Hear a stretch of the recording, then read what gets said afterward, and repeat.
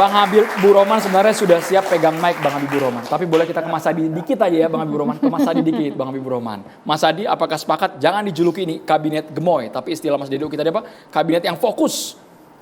Ya saya kira begini, kita ini baru punya menteri yang relatif jumlahnya lebih banyak dari 2 periode sebelumnya. Dibandingkan dengan SBY dan Jokowi tentu ini adalah postur yang sebenarnya jauh lebih besar. Kalaupun toh agak mau ditarik ke belakang tentu waktu zamannya Soekarno itu lebih dari 120. Ini kan eksperimen politik. Nah per hari ini sebenarnya kita itu tak perlu lagi berdebat apakah ini posturnya gemuk atau posturnya kurus. Bagi saya yang paling penting adalah bagaimana problem-problem kebangsaan itu selesai. Tak ada lagi orang miskin, tak ada lagi orang susah, tak ada lagi biaya pendidikan itu mahal, tak ada lagi orang-orang kemudian untuk sehat itu menjadi mahal dan seterusnya. Tapi kan itu ukurnya butuh waktu lama, Mas. Karena begini, justru karena posturnya begitu gemuk, karena kalau saya membaca rata-rata secara umum, yang jadi menteri dan wakil menteri ini adalah orang-orang yang terbaik. Oke, bahwa ada kesan politik akomodasi itu tidak bisa dibantah. Bahwa ada ingin merangkul semua pihak itu tidak bisa dibantah. Tapi yang paling penting adalah pembuktian. Karena saya melihat bahwa orang yang jadi menteri dan wakil menteri ini adalah yang kalau kita lihat dari jauh mereka yang terbaik di partainya, di organisasi dan di kalangan profesional.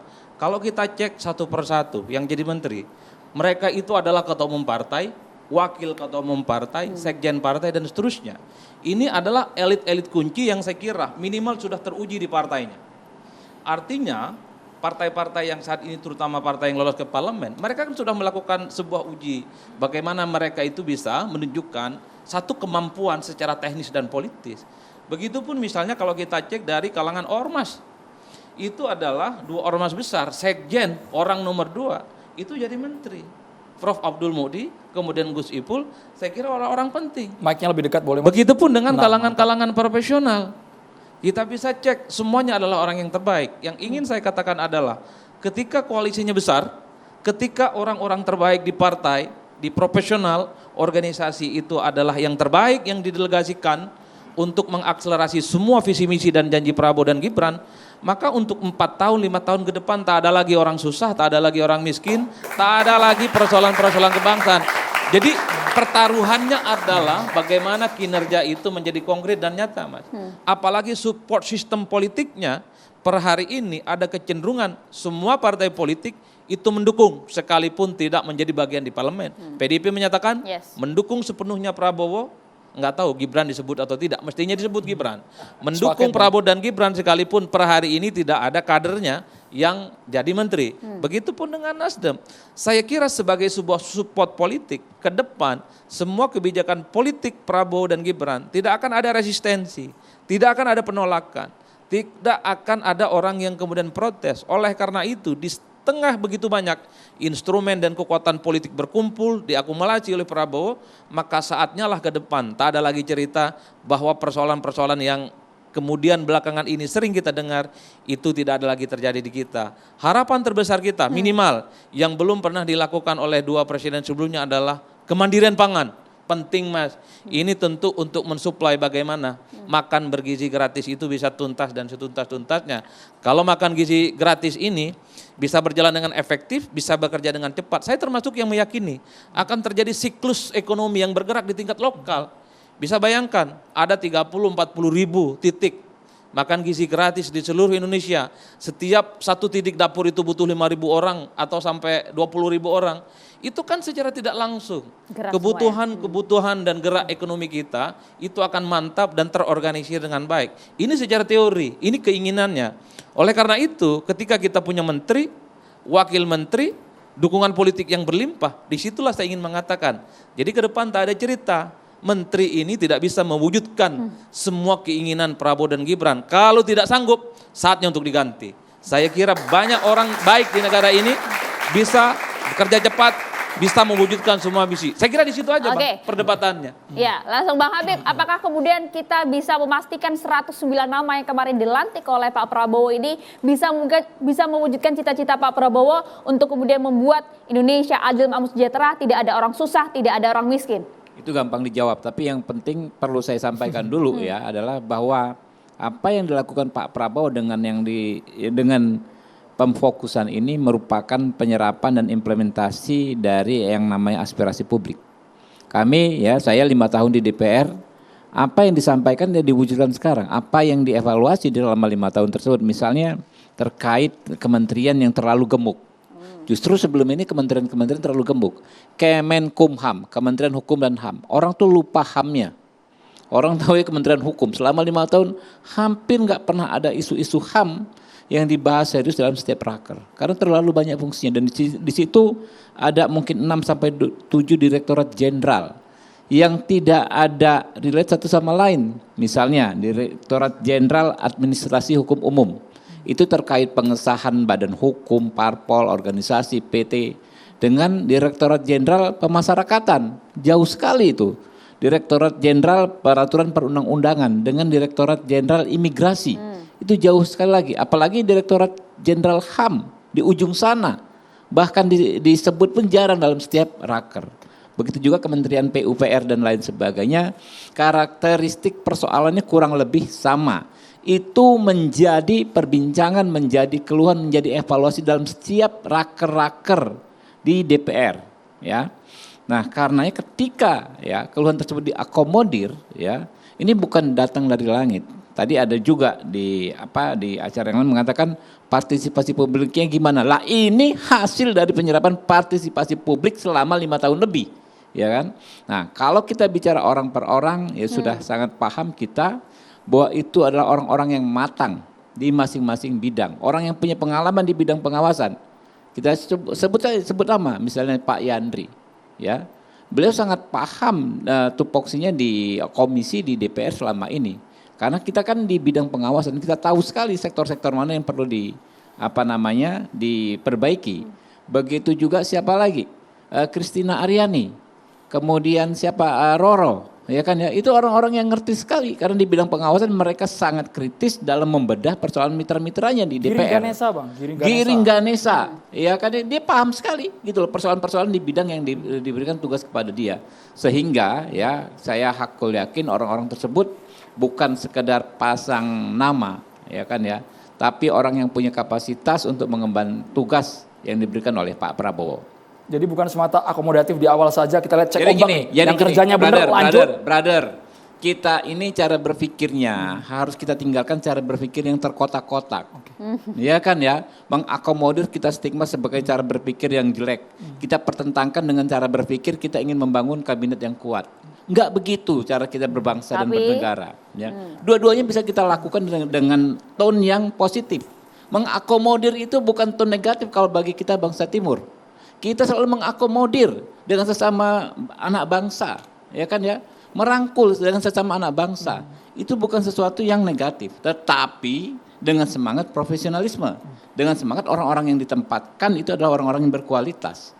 Jadi kalau kita selalu mempertentangkan, ya, ini tidak boleh dan ini dianggap mengakomodir. Padahal tokoh-tokohnya yang orang-orangnya yang kita rekrut, yang kita tempatkan adalah orang-orang yang profesional, nggak akan jalan, ya. Nggak akan jalan kerja-kerja kita sebagai anak bangsa. Tapi kalau abang lihat secara personal karakter dari Presiden Prabowo Subianto, kalau ada yang memang kerjanya nggak becus, nggak sesuai dengan target, akan langsung tegas. Jadi gini.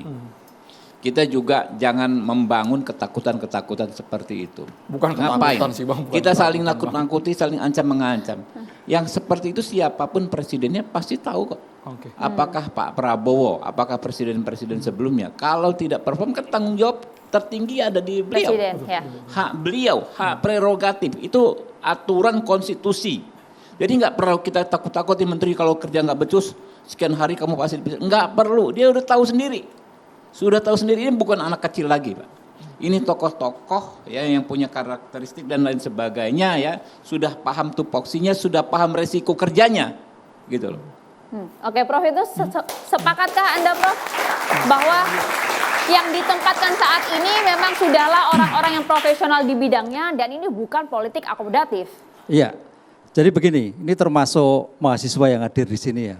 Jadi kalau di kampus itu kan dulu ada namanya LKMM. Latihan keterampilan manajemen mahasiswa. Nah, ini penting ini harus ikut saudara. Masih ada Pak ya? Masih ada.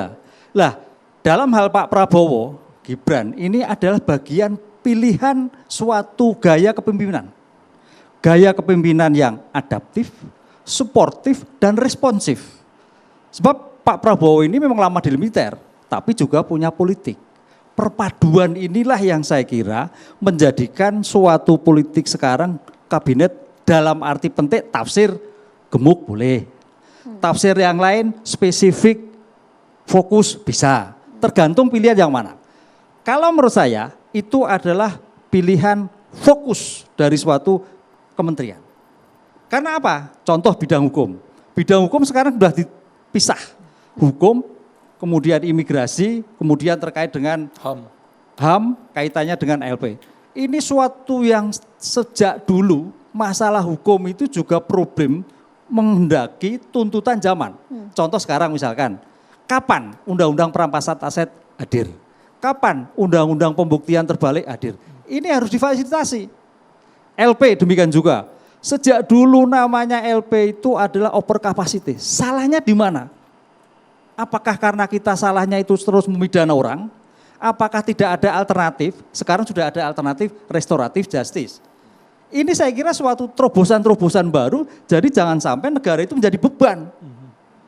300% loh Mas. Jadi kalau orang Jawa kayak gesek, rempeyek itu, tidur sambil berdiri. Kan ngeri sekali. Lah, ini solusi, ini sudah tidak berkemanusiaan. Oleh karena itu menteri yang sekarang ini kalau nggak Pak Yusril kemudian wamennya harus bisa membuat suatu analisis terobosan baru. Apakah ada alternatif lain? Kalau enggak, jalan di tempat. Ini suatu kondisi yang terus menerus dari presiden ke presiden tidak ada suatu penyelesaian. Kemarin ada langkah tentang pembinaan di luar, bagus. Walaupun sekarang sudah ada LP terbuka. LP terbuka itu tidak usah dijalani tapi di luar. Kemudian sekarang ada percepatan, misalkan sekarang 70% itu kalau di LP itu kan narkotik. Bagaimana penyelesaian yang ada? Yang menarik, kalau saya kabinet sekarang sebagai orang hukum adalah ketegasan presiden tegas, penindakan dan keras. Ini yang belum muncul. Karena kalau kita lihat tren korupsi sekarang itu masih begitu-begitu. Keras ini dalam arti seperti apa Prof ya? Keras maksudnya Keras apa, Prof? ini memang suatu pilihan. Tujuan hukum itu bisa retributif, bisa rehabilitatif. Sekarang pertanyaan kapan yang retributif pembalasan? Ya dibalas. Misalkan kasus korupsi. Sekarang kan stagnan. Bahkan kita drop angkanya. Lah ini harus keras. Tegas dan keras. Lah tampaknya kok semakin turun. Dari situasi ini seperti yang tidak menguntungkan sehingga seolah-olah kalah negara dalam menangani masalah korupsi. Apakah ini karena penegak hukumnya, apakah karena aturannya, ataukah karena budayanya? Ini saya kira yang harus dipecahkan. Sehingga ke depan itu aspek hukum menjadikan tolak ukur dalam penindakan-penindakan profesi kliennya. Baik. Menarik. Mas Adi tadi sangat optimis, Mas Adi Praitno, sangat optimis bahwa kalau memang targetnya tercapai, perform patut kita apresiasi. Tapi kalau sebaliknya Mas, karena banyak juga pernyataan dari Menteri tadi yang ketika diwawancara wartawan, kantornya masih belum tahu kemana. SDM-nya nanti diserap dari mana juga masih tanda tanya sampai sekarang. Ya saya kira memang persoalan restrukturisasi karena ada sejumlah kementerian yang kemudian dipecah dan ada penambahan sejumlah menteri terkait dengan program-program strategis tentu membutuhkan waktu yang tidak gampang untuk melakukan sinkronisasi. Seperti misalnya soal Kementerian Ketahanan Pangan tentu akan begitu banyak kementerian-kementerian sebelumnya yang disedot, mungkin dari perdagangan, mungkin dari ekonomi dan semacamnya.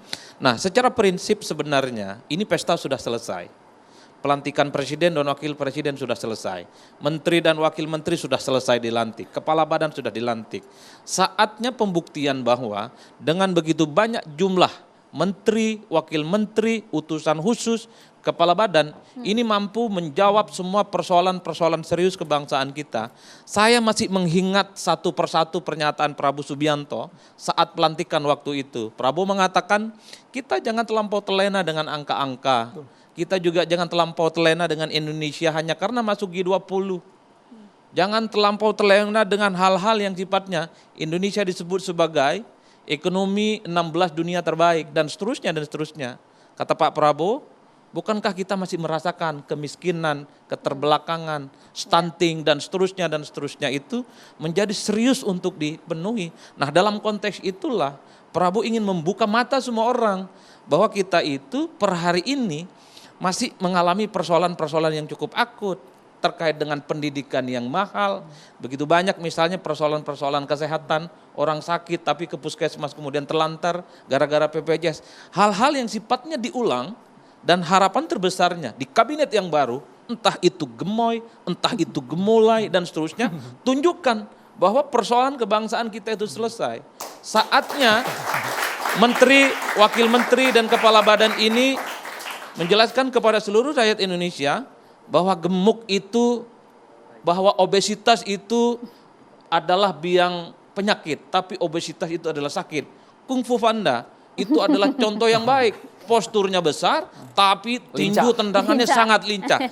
Itulah kabinet yang harus kita tunjukkan ke depan. Sebesar apapun posturnya yang ada, semua kekuatan politik yang ada, tanpa pembuktian-pembuktian yang nyata, pastinya akan mendapatkan kritik dan resistensi masyarakat. Saya termasuk yang berharap, Bang. Anda optimis sekali ya? Saya termasuk yang hakul yakin. Ini sedang pesta, jadi kita nggak boleh merusak pesta. Ini sedang pesta. Jadi ke depan kita tinggal lihat 2 bulan, 3 bulan setelah restrukturisasi itu sudah muncul, kantor ada, kabinetnya ada, kementeriannya ada, semua sudah tune in, semua kemistrinya terbangun. Dari situ kita akan menyaksikan sebenarnya menteri siapa yang bisa bekerja ataupun tidak bekerja. Menarik.